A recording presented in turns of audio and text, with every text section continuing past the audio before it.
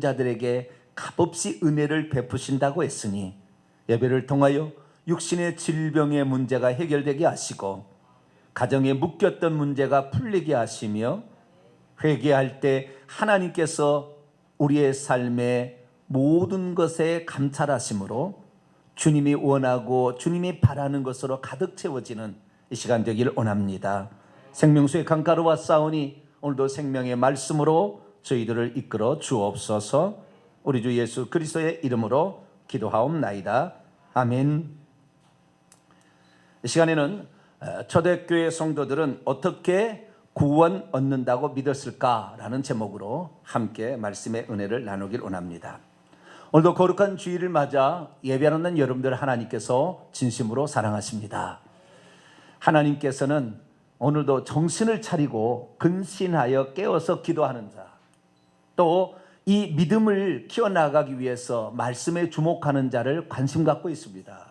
기왕 우리가 교회에 나왔다고 한다면 기도에 더욱더 전념하시고 또 말씀을 잘 들으셔서 여러분의 영혼이 강건케 되기를 간절히 바랍니다. 시대가 하도 험악해지니 오늘날에 얼마나 많이 귀신들이 마지막 때 얼마 남지 않은 줄 알고 우리에게 침투해 들어온지 몰라요. 그 귀신을 이기는 두 가지 방법은 하나는 죄를 깨끗이 회개해서 없애는 것입니다. 그렇지만 귀신이 틈을 탈 수 있는 귀신의 근거가 박살되는 거예요. 그래서 귀신으로부터 이 정신적인 질환이 생기지 않습니다. 뿐만 아니라 우리가 이 하나님의 말씀으로 무장하게 되면 그것이 무기가 되어서 그 믿음으로 강력하게 권세로 역사해서 쫓아낼 수 있으니 우리 성도들은 모든 영적 육적 질병에서 기도와 말씀으로 승리케 되기를 간절히 바랍니다. 오늘은 평소 때 우리가 들었던 어떤 관점을 약간 반대의 관점으로 전환할 겁니다. 그래서 그동안 우리가 들었던 우리 교회에 선포했던 회개와 천국 복음, 이런 말씀의 각도를 다른 측면에서 이렇게 살펴보려고 합니다. 우리가 성경을, 신약 성경을 크게 세 가지로 구분합니다. 복음서, 그 다음에 역사서, 서신서, 뭐 하나 더 하면 계시록에서 예언서까지 이렇게 네 개, 세 개로 분리를 하게 되는데요. 그런데 그 중에서 복음서를 제외한 나머지 책들 있잖아요. 사도행전, 그 다음에 또 그 서신서, 그 다음에 계시록 이렇게 나오게 되는데 이런 서신서들을 보게 되면 대부분 다 사도들이 기록을 했습니다. 그러니까 사도들이라 하면 예수 그리스도를 직접 만나 보았고 복음을 전하라고 파송되었던 자들에 의해서 성경이 쓰여진 거죠. 그래서 이 사도들이 어떤 지도자가 성도들을 향하여 들려주는 말씀이 기록되었다라고 생각이 되는데 오늘 읽었던 유다서는 지도자가 성도들에게 들려주는 말씀이 아니라 평신도가 우리에게 들려주는 말이에요.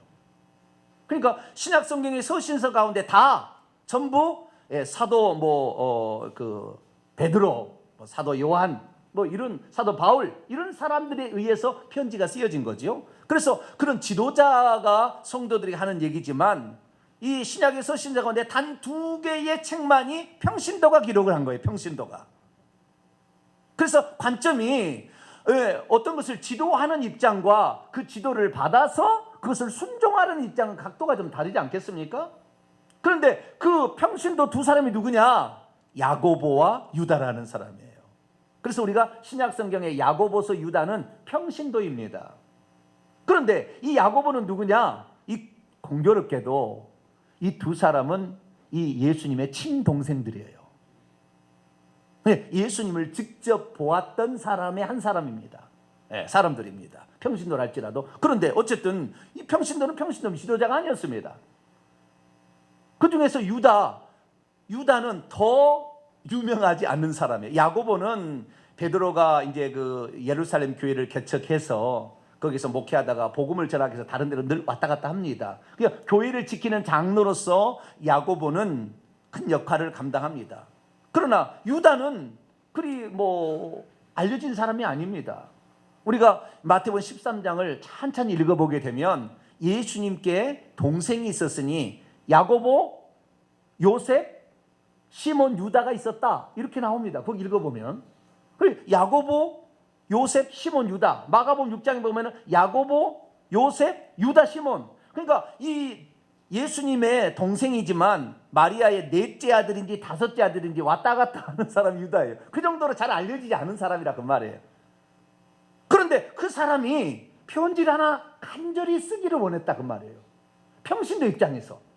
그래서 이 평신도 입장에서 이 편지를 간절히 쓰기를 원해서 편지를 남겨놨는데 많이 쓰진 않았어요. 딱 한 장이에요. 그런데 이 한 장을 보니까 초대교회 성도들이 무엇에 주의를 했어야 됐는지, 그 평신도 입장에서 이거 우리 조심하지 않으면 큰일 난다, 구원에서 탈락될 수 있어 라는 얘기를 하고 있다는 거예요.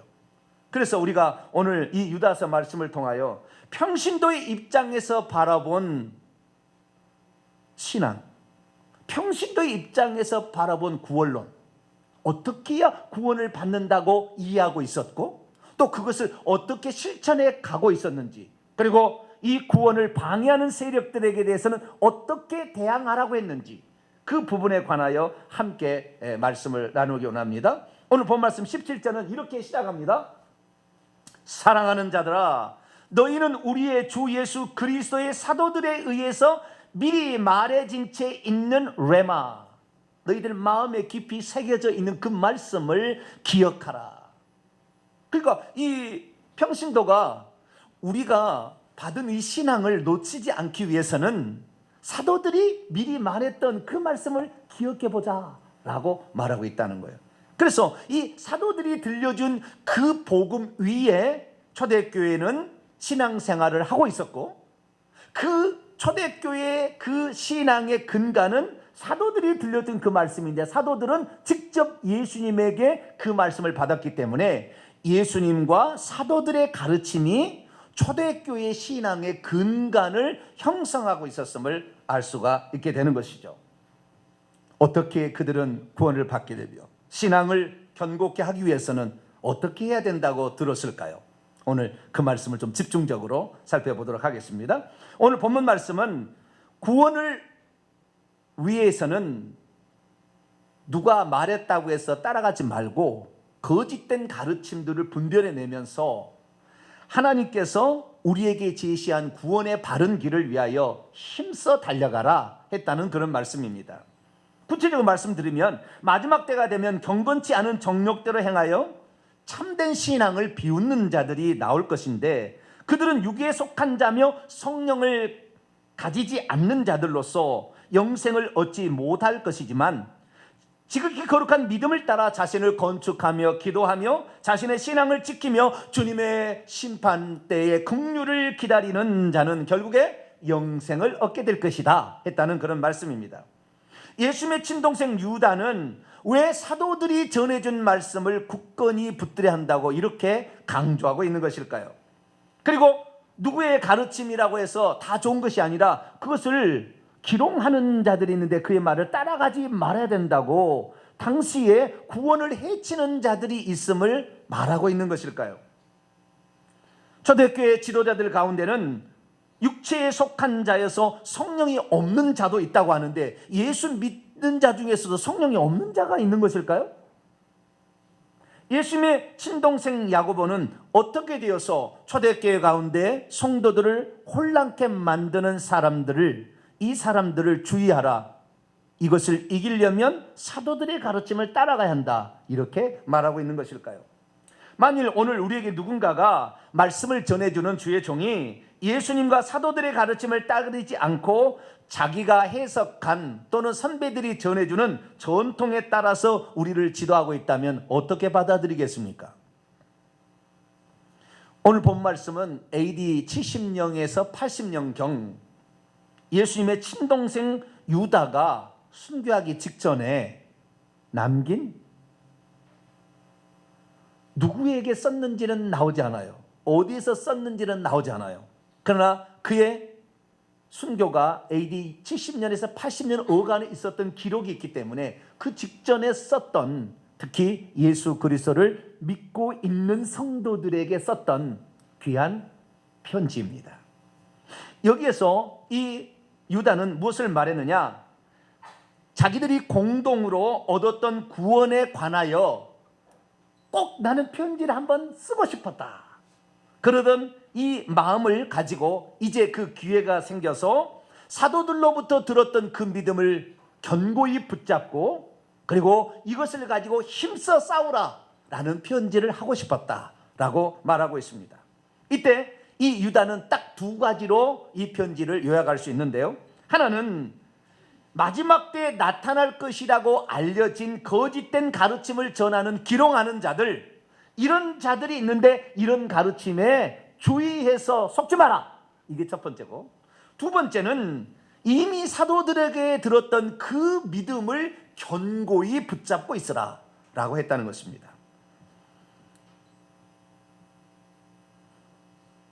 이때 유다는 우리 자신이 이루고 있는 그 구원을 이루기 위해서는 네 가지 힘써야 될 것이 있다고 말씀하고 있습니다. 오늘 본 말씀 20절부터 봐봐요.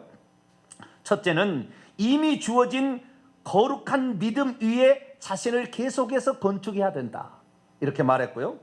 두 번째는 성령 안에서 기도하라, 이렇게 말했습니다. 세 번째는 하나님의 사랑 안에서 자신을 지키고 보존해야 된다. 방탕과 방임에 자기를 맡기지 말고 그 믿음을 보존해 가야 된다. 마지막으로 21절 하반절에는 영생에 이르도록 우리 주 예수 그리스도의 심판날에 긍휼을 얻을 수 있도록 두렵고 떨림으로 구원을 이뤄가라, 이런 얘기를 하고 있습니다. 믿음이 없으면 내가 이미 예수 믿어서 구원을 받았는데 무슨 구원을 위해서 힘쓰게 달려가야 되느냐, 그렇게 생각할 수 있습니다. 믿음이 없으면 나는 이미 예수 그리스도를 믿어서 이제는 뭐 끄떡없는데 무슨 이단의 가르침, 거짓된 가르침이 나에게 영향을 미치겠느냐, 그딴 것 소용없다, 이렇게 판단할 수 있습니다. 믿음이 없으면 자신에게 주어진 자유를 주님을 위해서 쓰는 것이 아니라 오히려 잘못된 가르침을 따라 방탕과 방임에 쓸 수도 있습니다. 믿음이 없으면 두렵고 떨림으로 구원을 끝까지 이뤄가지 아니하고 적당히 살아갈 수 있습니다.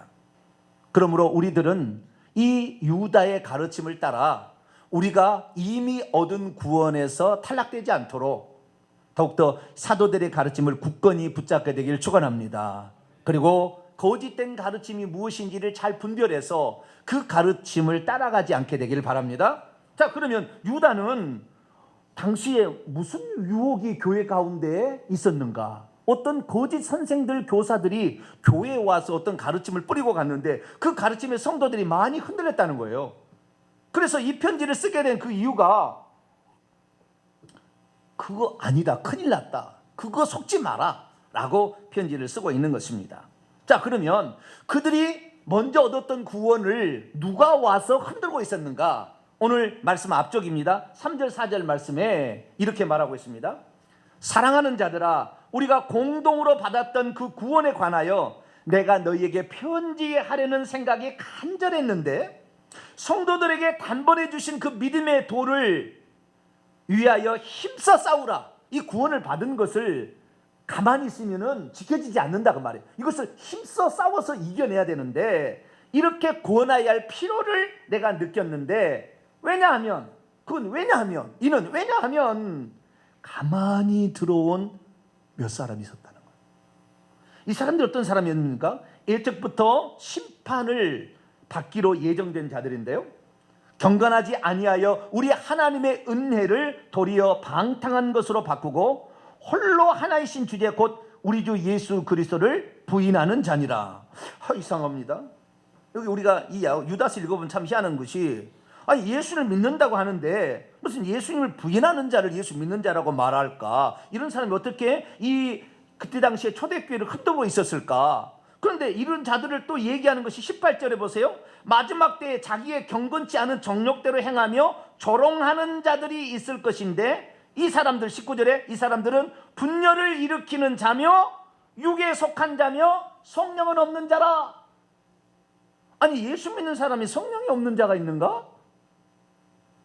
예수 믿는 사람이 예수님을 부인하는 사람이 있나? 생각할 수 있잖아요.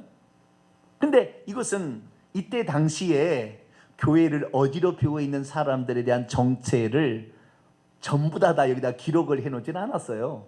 그러니까 이 말씀을 보면 참 이해가 안 가는 부분들이 있습니다. 그러면 그때 당시에 교회를 어지럽혀서 구원을 흔들고 있고, 그걸 따라가면 결국에 심판을 받아서 지옥에 떨어질 가능성이 많은 가르침들은 누가 말하고 있었던 것일까요? 가만히 들어온 몇 사람이었어요. 가만히 들어온 몇 사람. 그런데 이 가만히 들어온 이 몇 사람이 어떤 길로 지금 가고 있었냐면, 멸망의 길로, 어둠의 길로, 그리고 불의 형벌의 길로 걸어가고 있었어요. 그래서 그들에게 심각한 경고를 지금 성도들에게 똑같은 평신도 입장에서 너희들 우리 주목하자라고 하면서 경고를 내리는 거예요. 만약에 그들의 가르침을 따라가게 된다고 한다면 우리들로 멸망의 길로, 어둠의 길로, 불의 형벌의 길로 가게 될 것이다. 그러면서 세 가지 과거의 역사를 얘기해 줍니다. 5절 말씀 보면, 너희가 본래 모든 사실을 알고 있으나 내가 너희로 다시 생각나게 하고자 하노라. 너희도 알고 있는 사실이다. 이미 사도도 들었으니까. 그런데 조심해야 되게, 첫째, 주께서 백성을 애굽에서 구원하여 내시고 후에 믿지 아니하는 자들을 멸하셨지 아니하였느냐. 이스라엘 민족을 하나님께서 애굽에서 구출해냈지만 이 광야에 왔던 자가 다 천국에 가나안 땅에 들어간 것이 아니라 광야에서 엎드려 죽지 않았느냐. 그러니 너희들도 이미 예수 그리스도를 믿어서 단번에 주신 믿음의 도를 얻어서 구원을 받았다고 하지만 떨어질 수 있다는 것을 명심해라. 그들의 가르침을 따라가게 되면 너희들도 멸망으로 빠질 수 있다. 이렇게 경고하고 있어요. 두 번째는 6절인데, 또 자기 주의를 지키지 아니하고 자기 초소를 떠난 천사를 끝날의 심판까지 영원한 결박으로 흑암에 가두셨으며 어둠에 떨어진, 하나님의 권위를 인정하지 아니하고 자기가 하나님 되려 하다가 결국에 하늘에서 떨어진 이런 자들이 결국에 흑암에 갇혀 있듯이 나중에 우리들이 영원토록 흑암에 갇혀 있을 위험성이 있다. 우리들은 빛의 나라인, 영광의 나라인 천국에 들어갈 사람인데 이 흑암에 계속 갇혀 있으면 안 되지 않겠느냐. 천사들도 그런 일인데 너희들도 그럴 수가 있다. 세 번째는 7절에 나와 있는데, 소돔과 고모라처럼 그 이웃의 거지들도 그들과 똑같은 행동으로 음란하며 다른 육체를 따라가다가 영원한 불의 형벌을 받음으로 본보기가 되었다. 다른 육체라는 것은 동성이에요. 소돔과 고모라나 그 이웃 도시들이 음행을 일삼고 그 다음에 동성애를 따라가다가 불의 형벌을 받았다. 하나님을 믿는다 할지라도 오늘도 십계명을 어기고 간음하든지 동성애를 계속 추구하게 된다고 한다면 반드시 불의 형벌을 받을 수가 있으니 그들의 가르침을 따라가지 마라 라고 말했다는 거예요. 그러면 그들이 누굴까요? 여기에서는 정확하게 누구라고 딱 어떤 명명 지어져서 말하지 않습니다. 그러나 그들의 세력이 교회를 어지럽히고 있었던 거예요. 그런데 이것을 종합해서 딱 우리가 얘기를 한다면, 이들을 종합해 딱 얘기했는데 한마디로 신학자들이 연구를 해봤어요. 그랬더니 이들이 누군가, 예수를 부인한다는 이들이 누군가, 성령이 없는다는 이들이 누군가, 그랬더니 이들이 영지주의자라는 결론을 내렸어요. 뭐라고요? 영지주의자. 성경에는 그런 말이 없습니다. 그러나 그때 당시에 모든 역사적 자료를 다 찾아보니까 교회를 어지럽히고 있는 존재가 영지주의자였어요. 영지주의자라는 건 뭐냐면 영적인 지식을 소유하게 되면 나는 자유롭다라는 것입니다. 그래서 영적인 지식은 뭐냐? 이거예요. 영은 거룩하고 깨끗하지만 육은 더럽고 추하다. 그래서 이 하나님께서, 여호와 하나님은 물질의 세계를 만들어서 육의 세계를 만들었으니까 더럽다. 그래서 구약의 하나님은, 구약의 성경책은 보지 마라. 예수 그리스도는 누구시냐? 예수 그리스도는 하나님이신데, 여기 좀 이상한데요. 여기 틀렸다는 말은 아니고요. 예수님은 하나님이신데 예수님은 육체를 입은 적이 없다. 그러면 예수님이 십자가에 죽은 것은 육체를 입은 것처럼 너희들이 보았을 뿐이다. 가현설. 육체를 입은 것처럼 그분은 거룩한 분이기 때문에 우리가 예수님만 의지하게 된다면 우리는 구원을 받은 것이고 왜냐하면 요한복음 17장 3절에 영생은 유일하신 하나님과 그의 보내신 자 예수 그리스도를 아는 것이니까, 이 예수님을 제대로 알기만 한다면 우리는 구원을 받은 것이다. 그래서 이 육체는 우리하고 상관할 일이 아니다. 영이 구원을 받았다면 육체가 영혼을 어떻게 영향을 미칠 수는 없다. 그렇게 말을 하니까 어떻게 나가겠습니까?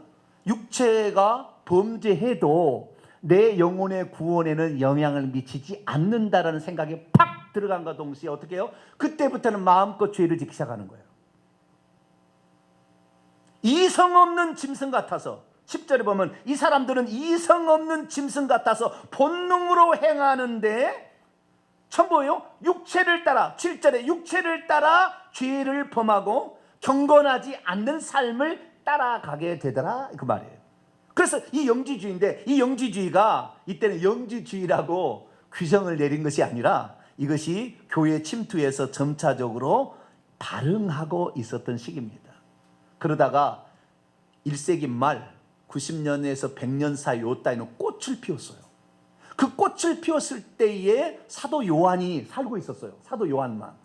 사도 바울이나 사도 베드로는 AD 64년에 죽었는데 이 사도 요한은 거의 100살까지 살았어요.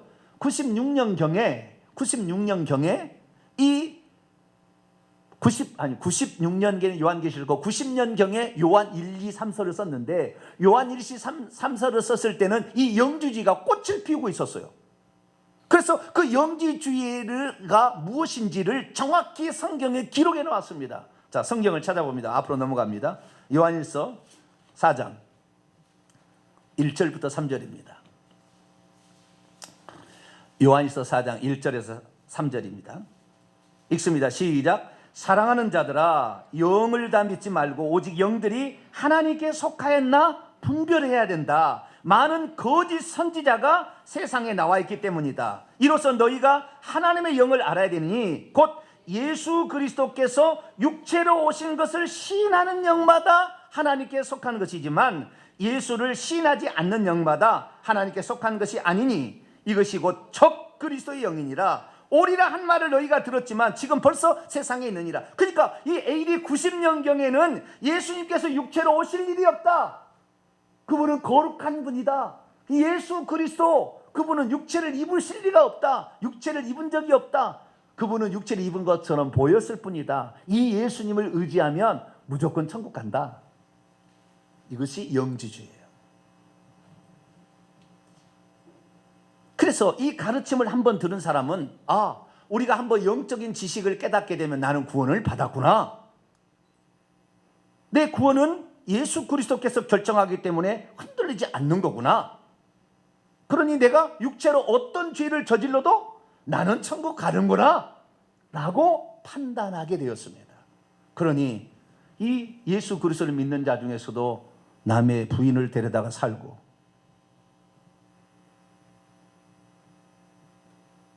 부모를 공경하지 아니하고, 거짓말을 밥 먹듯이 하고, 도둑질라도 걸리지만 않으면 되고, 이런 삶을 살아버린 거예요. 평신도 입장에서 보니까 이건 아닌데 주님께서 사도들을 통하여 우리에게 들려주는 말씀은 그런 말씀이 아닌데 왜 이 교회가 이렇게 그들의 물들어 가는가? 안타까운 심정으로 편지를 내가 이 믿고 있는 사람들에게 평신도 입장에서 이걸 꼭 써줘야 되겠다, 써남겨야 되겠다, 그렇게 하고 편지를 쓴 것이 유다서인 줄로 믿습니다. 그러면 이들이 가지고 있었던 이 영지주의의 특징들은 뭐였느냐? 여러분, 이 영지주의의 특징들을 잘 살펴보게 되면 영지주의가 그때만 있었던 것이 아니라 오늘날에도 옷만 받고 입고 있을 뿐 똑같은 영지주의가 있더라는 거예요. 왜? 한 번 구원은 영원한 구원이고, 내가 설령 죄를 지어도 나는 천국 갈 것이라는 사상이 교회 가운데 500년 역사 가운데 지금 교회 가운데 퍼져 있기 때문에 그 지식만 갖고 있으면 나는 천국 간다는 이 생각, 그 생각이 지금 한국 교회를 지배하고 있는 거 아니에요? 전 세계를 지배하고 있는 거 아니에요? 우리 통합 즉 큰 두 교회 수백억 대 문제 때문에 그 교회가 시끄러워요. 다른 교단 거짓말로 하자하기, 가짜 목사, 가짜 신학 해가지고 큰 교회를 하고 있는데 지금 와서 어떻게 할지를 모르는 거예요. 큰 교회 목회를 이뤘는데 가서 보니까 성도를 여자를 24명이나 건드렸어. 아가씨부터 해가지고 교회가 풍비박산이 나고 있어요. 왜요? 한 번 구원은 영원한 구원이고 내가 무슨 죄를 간음죄를 저렸다 그것은 상관없어. 내 영혼이 예수님의 구원, 예수님이 나를 구원을 줄 거니까 나는 어떻게 하도 예수님만 믿으면 나는 구원을 받을 수 있어 라는 생각이 들어가는 그때 당시 영지주의 생각이나 별 차이가 없는 거죠. 그러면 이 하나님께서 사도들을 통하여 전해 주었던 구원과 정반대의 입장으로 가고 있는 자들의 특징은 뭐냐? 5가지 특징이 있어요. 여기 다 나와요. 유다서에. 첫째는 뭐냐면 반율법적으로 행해도 상관없다고 가르치는 것입니다. 도덕 폐기론자들입니다.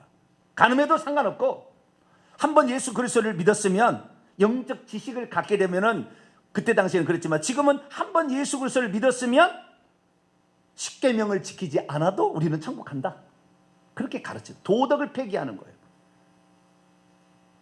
이것이 첫 번째 특징입니다. 이건 멸망으로 갈 길을 자초하고 있는 거예요. 두 번째는 뭐냐?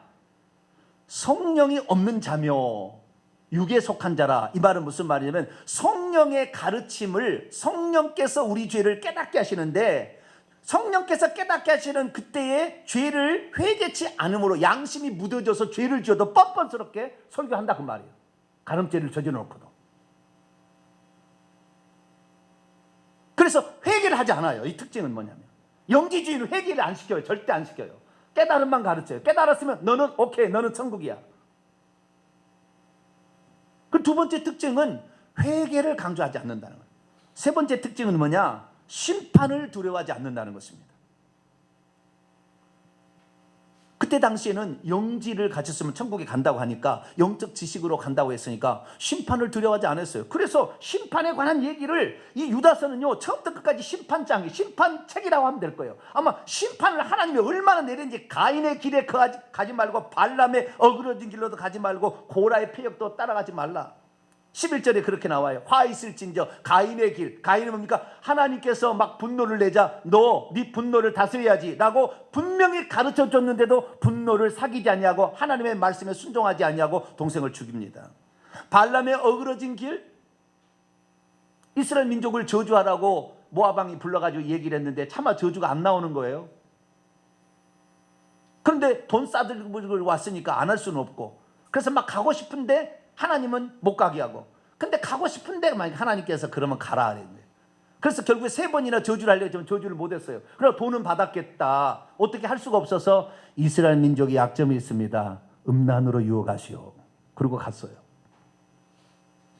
결국에 미디안 여인들을 옷을 쫙 벗겨놓고 춤을 추게 해가지고 그 제사에 초대해서 음란을 하게 되고 우상 숭배 제물을 먹다가 이스라엘 민족이 몇만 명이 죽어버렸어요. 하나님 죽여버렸어요. 음란죄를 지어도 상관없다. 이런 거 아닙니까 지금? 지금 교회 다니는 사람이라고 해서 뭐 음란죄를 안 짓습니까? 똑같잖아요. 결국 지옥 갈 거예요. 고라의 폐역. 제사장도 아니면서 레위 지파이면서 제사장 노릇을 하겠다고 하나님의 권위를 무시하고 가다가 결국에 음부의 문을 열어서 결국에 죽게 된 거 아닙니까?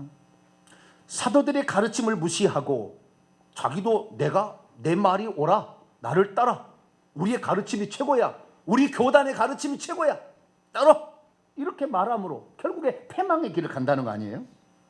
이들의 특징은 그래서요. 하나님의 심판을 두려워하지 않아요.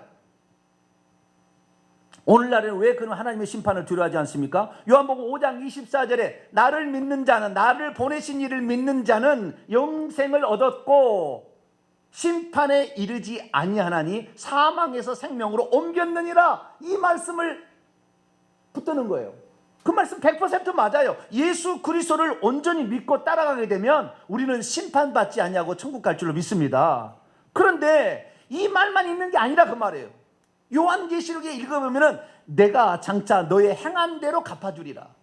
예수 그리스도를 믿어도 우상 숭배하고 비겁하게 주님을 부인하고 간음을 행한 자들은 불과 이왕으로 타는 못에 던져진다고 또 말씀하고 있다 그 말이에요. 그러니까 한쪽만 얘기해서는 안 되는데 이 반대쪽, 너가 예수 그리스도를 믿었어도 죽을 때에 너의 상태에 어떻게 살아가냐에 따라서 다음 세대가 결정된다는 것을 한 번도 얘기를 안 들은 사람은 사망에서 생명으로 옮겼고 심판에 이르지 않냐. 할렐루야. 나는 심판을 완전히 면제했구나. 나는 심판 안 받아. 그러니까 뭔 죄를 지었다고 나는 심판 안 받지. 이러다 보니까 죄를 짓는다 그 말이에요.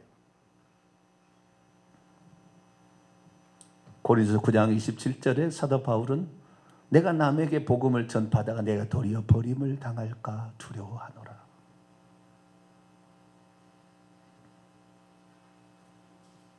진짜 우리가 믿음 안에서 회개하고 주의 말씀을 따르면 우리는 상급만 받고 가겠지만 그렇지 않으면 우리는 마지막 때에 생명책의 이름이 지워지는 심판을 받게 된다 그 말이에요. 네 번째는 하나님께서 우리에게 구원의 은총을 베푸신 그 은총을 생욕거리로 바꿔서 방탕과 방임에 그리스도께서 우리에게 주신 그 구원의 은총을 방종의 출구로 쓴다는 거예요. 우리가 예수님이 우리를 구원해 주신 것은 율법을 지키지 않은 죄 때문에 십자가에서 죽으신 거 아니에요? 그리고 우리를 죄를 용서해 준 거 아니에요? 그러면 우리는 십계명을 안 지켜도 되는 겁니까? 많은 사람이 우리 십계명의 그것이 정죄가 되기 때문에 예수님 오셔서 우리 죄를 대신해 줬기 때문에 우리는 자유다. 그 죄 짓는 자유인가요? 그게 아니죠. 이 죄 때문에 죽어서 너희의 죄를 용서해 주었으니 하나님의 뜻이 어디 있는지를 보고 그 뜻에 준행하도록 살다가 그래도 안 되면 회개하고 천국 들어오는 거 아니에요? 그런데 이 죄를 용서해 주었으니 나의 정죄는 이제 없다, 끝났다, 마음대로 살아도 됐다, 이렇게 해석을 해버린다 그 말이에요. 이것이 초대교회 때의 영지주의나 지금의 한 번 구원은 영원한 구원하고 외친 것이나 무슨 차이가 있느냐 그 말이에요. 마지막으로는 자신에게 주어진 특권적 지위와 교리를 이용하여서 참된 신앙을 가진 자를 무시하고 비웃는다 그 말이에요. 오늘 18절 보니까 그들이 너희에게 말하기를, 그들은 사도들이 말했어요. 이 성도들에게 마지막 때에 자기의 경건하지 않는 정욕대로 행하며 조롱하는 자들이 있어요. 에이, 그렇게 사는 건 바보야. 우리는 이미 구원 받았잖아. 그렇게 경건하게 살려고 노력할 필요 없어. 그렇게 죄 짓지 않으려고 노력할 필요 없어. 그렇게 주의 일을 열심히 하려고, 그렇게 주의 성사하려고 노력할 필요 없어. 예수만 믿으면 천국 가는데 뭘 그렇게 그냥 고생을 해 하면서 무시를 하고 기롱한다 그 말이에요. 그러나 그것이 바로 성령이 없는 자들의 가르침이다. 그렇게 말씀하고 있는 것입니다. 제가 지난번에 그랬잖아요. 요한복음 10장 28절에 내가 그들에게 영생을 주노니 영원히 멸망치 아니할 터이요. 번역이 잘못됐다고요? 내가 그들에게 양으로서 주님을 따르고 있고 그의 음성을 듣고 있는 자에게 영생을 주노니, 이것까지 맞아요. 영원히 멸망치 않, 영원히가 에이스톤 아이오나 그 시대까지, 영원히가 아니에요. 원문에 그런 뜻이 아니에요. 번역을 잘못해버린 거예요. 이터널이 아닙니다. 에버레스팅이야. 포에버가 아니에요. 그 시대까지, 이 시대까지만 주는 영생이에요. 그래서 영생을 완전히 주님이 선물로 우리에게 준 겁니다. 그런데 주님이 주신 그 은총에 우리가 감사하며 그 은혜에 보답하고, 예수님을 죽인 것이 죄이기 때문에 죄와 계속해서 피 흘리기까지 싸우며 그래도 안 되면 회개를 하는 거지요. 그렇게 간 사람 중에 구원을 받는 것이지 영원히 멸망치 않는다는 거예요. 한 번 구원, 영원한 구원이라고 그렇게 생각하면 안 되는 거예요. 그런데 오늘날에 대한민국에는 특히 이 한 번 구원, 영원한 구원이라는 교리가 너무 강력해요. 그래서 이 교리를 받아들이는 교단의 지금 대표 목회자들이 전부 타락한 것이 이 한 번 구원, 영원한 구원이라는 교리를 받아들인 교단에서 그런 사람이 나오고 있는 거예요.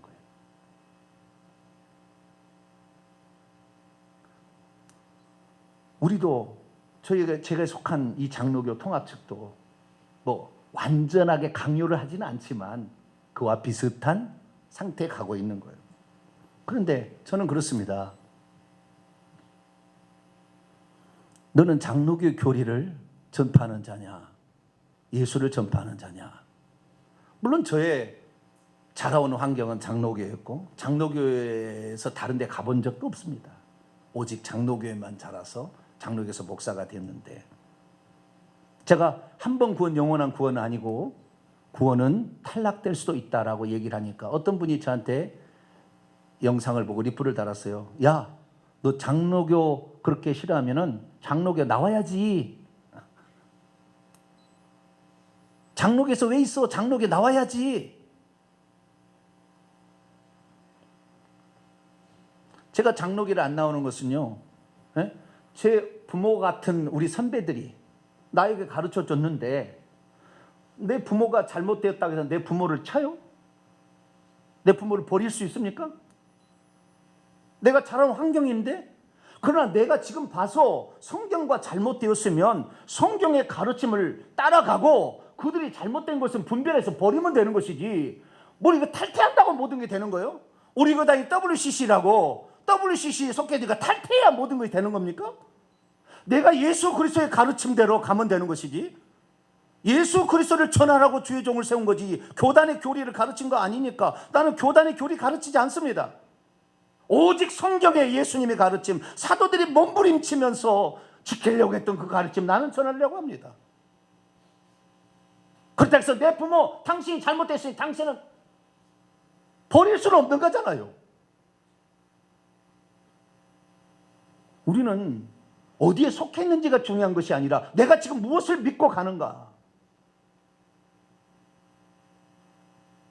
초대교회에 속했다고 해서 구원받는 것이 아니라 거기에서 어떤 가르침을 가는 자는 멸망으로 치달을 것이고 어떤 사도들의 가르침을 받는 자는 영생으로 들어갈 것이고, 할렐루야. 영생에 이르도록 너 자신을 준비하라 말했지 않습니까? 그래서 이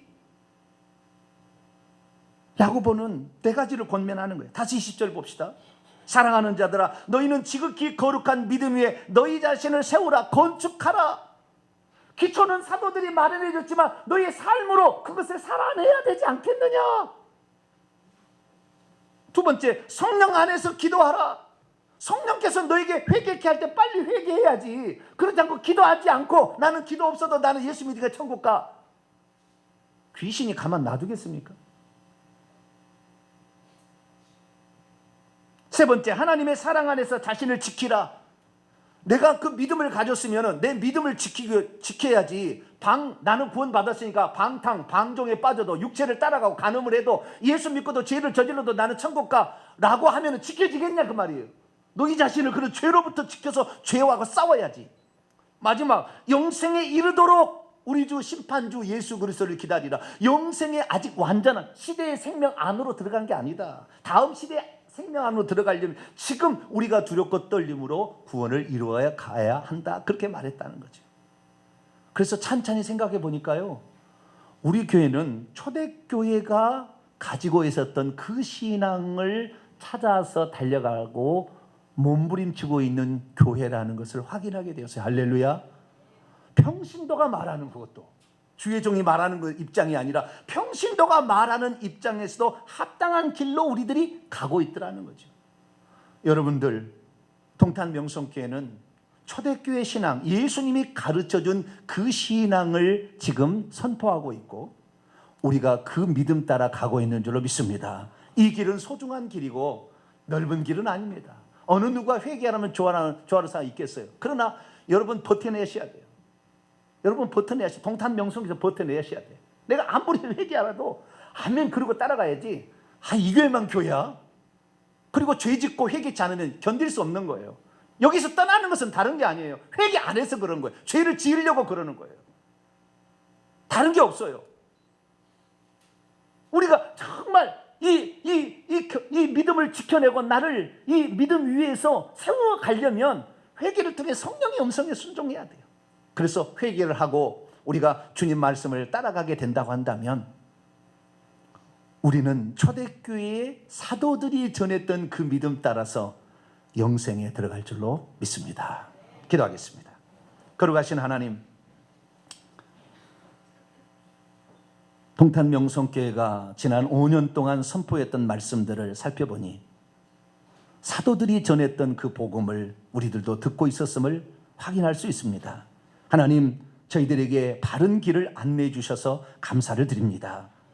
하나님, 예수 그리스도를 믿는다고 해서 도덕을 폐기하는 것이 아니요, 예수 그리스도를 믿는다고 해서 회개 안 해도 되는 것이 아니며, 예수 그리스도를 믿는다고 해서 심판을 안 받는 것이 아니며, 예수 그리스도를 믿는다고 해서 방종과 범죄로 나를 이끌어가는 것이 아니고, 그리고 제대로 믿고 있는 사람을 핍박하는 것이 아닌 줄 알며 오늘도 진리의 길을 따라 가기를 소망합니다. 하나님, 날마다 우리 죄를 회개하여서 두렵고 떨림으로 우리 구원을 이뤄가게 하시고, 유다가 그렇게 간절히 바랬던 진짜 믿음, 영생에 이르도록 힘써 달려가는 우리 모두가 되게 해 주옵소서. 우리 주 예수 그리스도의 이름으로